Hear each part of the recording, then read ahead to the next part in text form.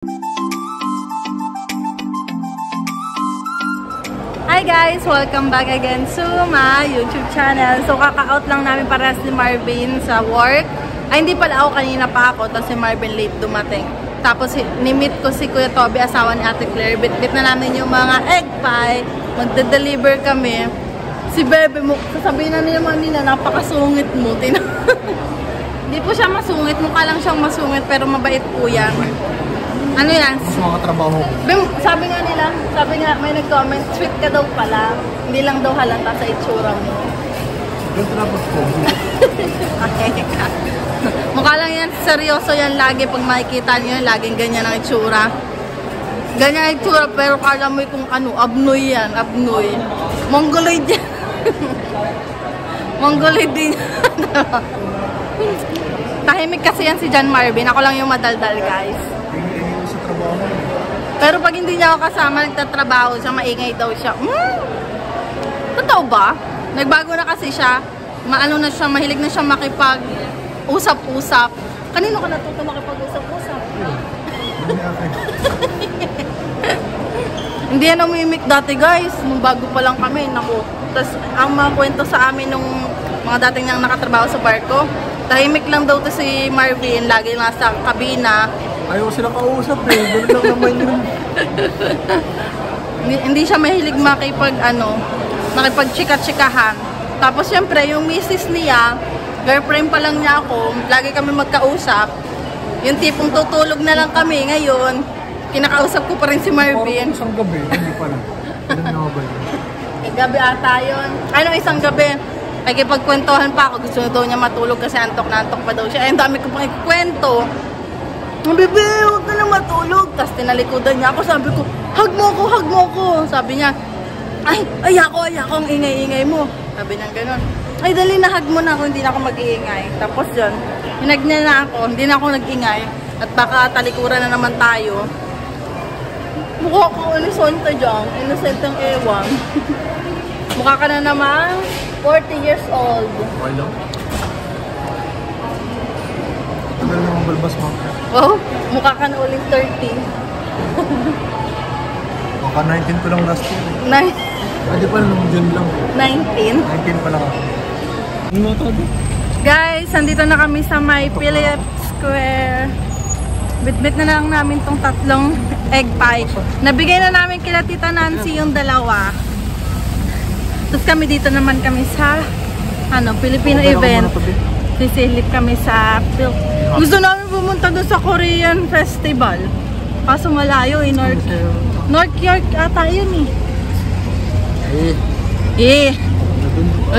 Ayaw na ni Marvin kanina gusto. Tayo. Nasa downtown na kasi kami. Ang pangot ng panahon ngayon. Ang ulan. Ayan o. Guys, maglakad na tayo papunta doon. Umuulan. Dito yun sa may nakalagay na Toronto. Be! Mag-skating na tayo dyan ha.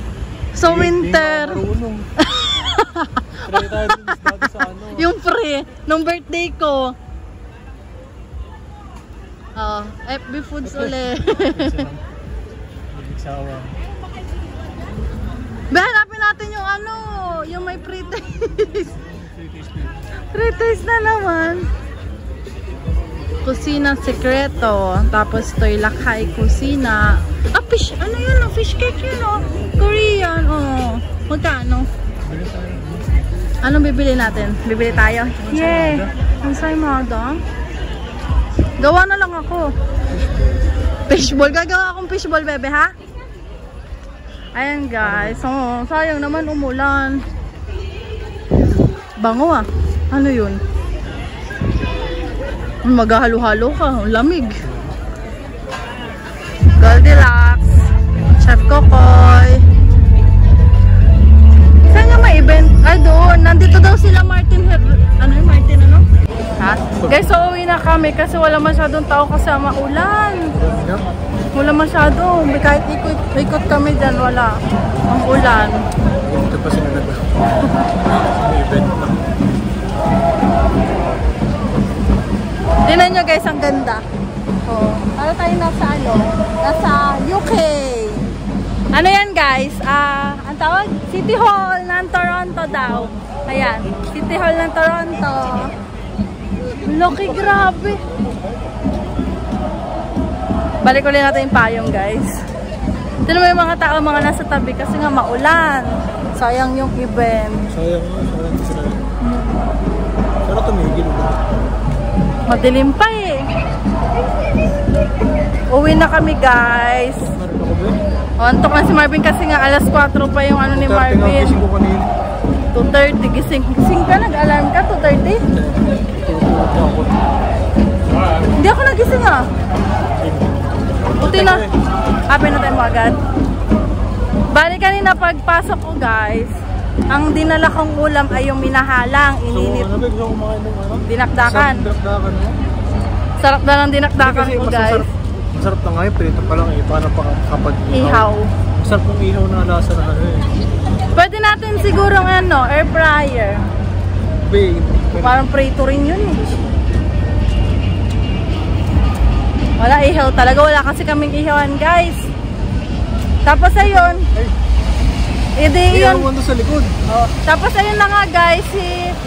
Pagka ano ko, pag yun, kumain ako, pagkakain ko, ininit ko nga yung ano.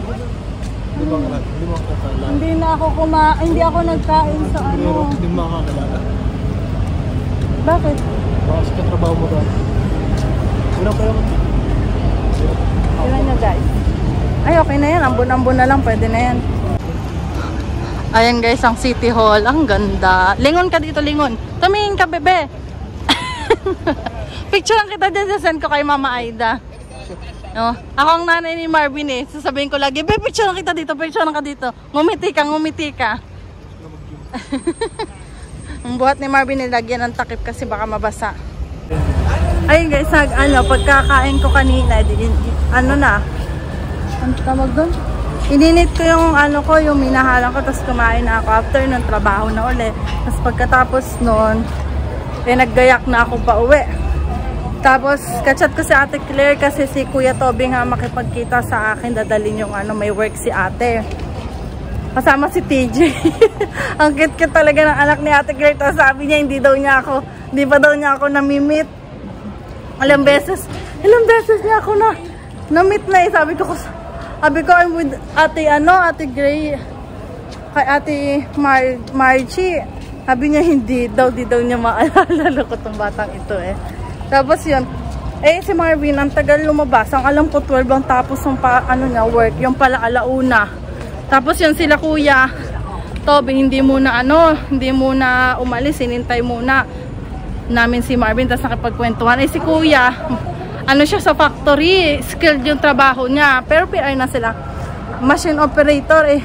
Pasok din yun sa pagiging skill. Pwede kay Marvin. Tapos sabi, Kuya, pwede rin yung may isa pa akong tinanong. Tapos Oda, may ganun din. Tapos ayun, pag si Marvin daw ay ready nang mag-work ng full time, pwede daw niya i-refer si Marvin. Sabi ni Kuya. Tapos sabi ko, pwede din ako dun, Kuya. Mag-factory worker muna ako para mas malaki ang per hour, sabi ko. Bababa na tayo, guys. Punta kami dun sa subway, sa Queen. Daming tao ngayon. Nandito na kami, guys, sa bus. Inaantok na si Marvin. Bale, ilang minutes pa bago umalis? 4 minutes pa, guys. Naantok na nga rin ako eh. Tulog na rin kami pag uwi. Idlip lang siguro mga 8 gising tayo. Mga 8 or 7 kakain, ha? Kakain muna ikaw pag matulog. Tapos magbablog pa ako kasi yan yung package na pinadala sa akin. Hindi ko pa share ko sa inyo, guys. Tapos bukas may gala kami. Day off kami ni Marvin. Gala-gala kami for the first time in forever again. Nakapag-day off na uli si Marvin. Sabay kami nakapag-day off. Ang tagal din, ilang buwan din yun, guys. Ilang buwan ba yung mo? Ilang buwan nga yung SEM mo? 4 months? 4 months yun, guys. Ngayon na lang uli kami nagkasabay ng day off. Lagi yung namin, lagi ang kaming gala ay singit lang labas niya sa school, labas ko sa trabaho, doon lang kami nakakagala. So mamaya na lang ulit kami mag-update pa pag nasa bahay na kami, guys. Bye! Hello, guys, nandito na kami sa bahay, tapos iinit ko lang yung Kahapon na niluto kong dinakdakan kasi gusto ni Marvin yun daw ang ulam niya kasi ang sarap daw. Tapos ngayon na si Marvin ay nasa mushroom. Nako. Init ko muna guys, tapos kakain na kami mamaya. So, sige na guys. Bye. Mamaya na lang ulit. Pakita ko na lang sa inyo habang kumakain kami. Habang kumakain kami, chikahan kami ng chikahan. Anong ulam mo? Nakadaw ko nila. Pakilala mo yung ulam mo. Masarap ba ulam mo? Oh, parang disappointed yung tsura mo ah. Ay, napuno na yung tubig. Di ba? Guys, ang ulam ko ay yung may nahalang. Tingnan natin to. Uy. Cute. Uy. Taling ko. Madami daw yung rice ni Marvin ngayon dahil hindi daw siya nag-rice kanina. Gutom na gutom daw siya, guys. Dami ginagawa. Busy daw sila kanina. Siling haba? Siling haba yan eh. Masarap daw kasi yung mahalang-halang na ano, dinakdakan. Napasobra. Ito next time. Hindi, nakagito lang yung mga sili. Kunti lang yung siling maliliit na nilagay ko dyan eh. Kasi kulang karne eh. Dapat madaming karne. Tapos dapat ihaw para masarap talaga. Sarap nung ihaw. Na merong ano yan, mga bitukang yung loob. Ano yun? May mga bituka dapat yan. Ang sarap ng mga bituka, bebe. Kasi hindi ako marunong maglinis ng mga bituka. Kaya nga daw kasi linis na linis yun eh. Mga lamang loob. Pinapanood sa ano? Ay, panoodin ko nga sa TikTok. Pero hindi ko alam kung saan nakakabilang ng mga bitukang, bitukang manok ba yun? Bitukang baboy. Mga bitukang baboy ata yun. Hindi ko alam kung saan. Parang wala akong nakikita sa ano eh. Sa Skyland. Nakikita ka bang mga bituka? O baka dun sa mga... Hindi nahanap eh. Mga bitukang baboy yun, no? Tapos na kami kumain, guys. Dessert! Ice cream. Hinuhugasan ni Marvin yung aking kutsara. Para tig-isa kami kutsara. Ubus na, oh. Ubus na. Ubus na yung mga kinain namin. Ang ice cream. Be! Excuse me. Ang dami talaga nito, no? Tapos $5 lang mahigit, no? Yung isa natin ay magkano? $7 yung plus plus tax na kasi. Pero masarap din naman. Masarap din. Ayun muna kami, guys. Uy, kita dimple oh. Guys, tapos na kaming kumain, tapos maglo-laundry. Naglo-laundry na si Marvin sa baba.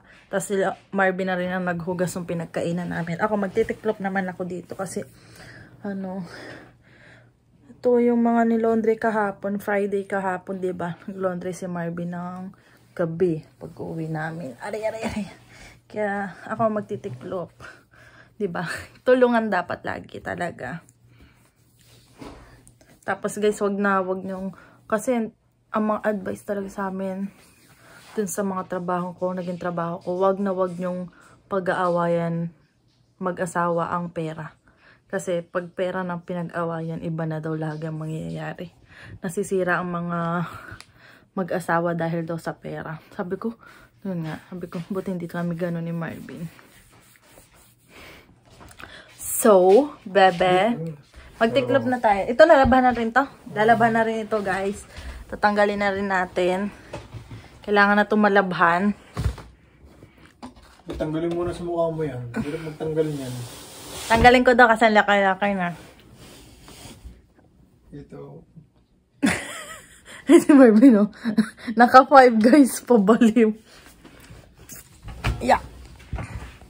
Konti lang naman guys yung brief ni Marvin, tago natin guys. Konti lang naman yung titiklopin ko kasi nasa baba pa yung ibang mga laundry. Maglilinis pa ako ng kwarto kasi ang kalat na uli ng kwarto namin. Hindi pa uli ako nakakapag-ayos-ayos. Pero lagi naman kami nagwawalis guys sa kwarto. Guys, magpapaalam na pala ako. Bali, nag-toothbrush na kami, naghilamos kaya wala na yung kilay ko, guys.